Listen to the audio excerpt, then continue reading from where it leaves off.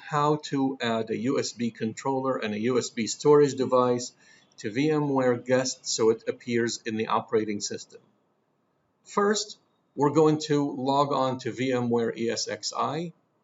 Then we will navigate to one of the virtual machines and examine it. Does it have a USB controller and a USB storage device? If so, we have to remove it first.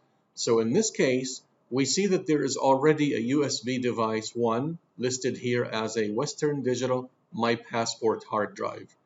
We need to connect this hard drive to another guest US. So the first thing we're going to do here is remove it. If we notice that it doesn't exist, we can simply add it here.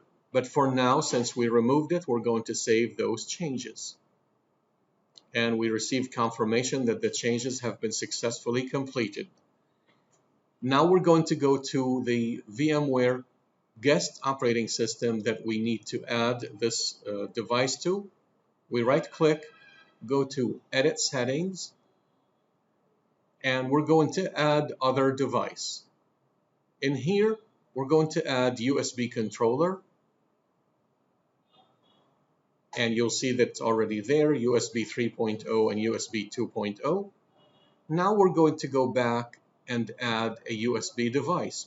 We have already plugged the hard drive to the physical box, so it now recognized it, and it listed it right here. When we select Save, the changes are committed, and the guest operating system is ready. So we're going to toggle into this operating system here, and we will log in and examine what it's going to look like from within the operating system, how we're going to add a drive, log on, and access it.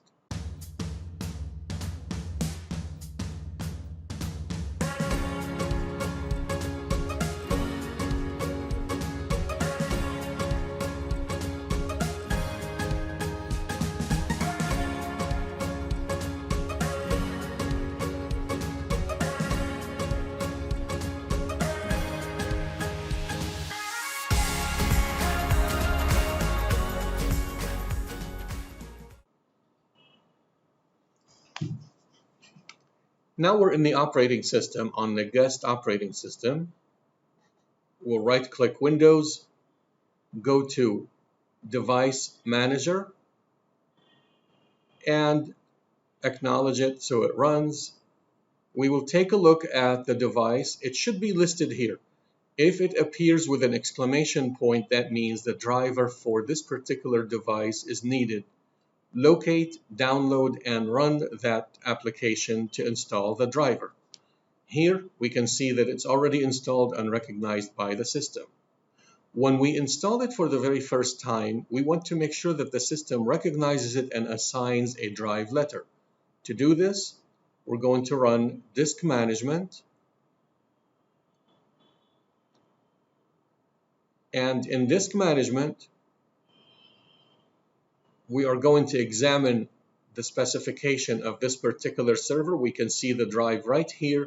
It is currently assigned drive letter F, but if it did not have a drive letter, we simply will select it, right-click, change the drive letter and path, and then assign it a drive letter, and then select Add, and then OK. We're not going to do this because right now it is recognized by the system and it has a drive letter assigned to it. So to confirm, now we're going to open up Windows File Explorer, and we will notice that the hard drive is recognized by the system. From here, we are ready to do what we need to do next.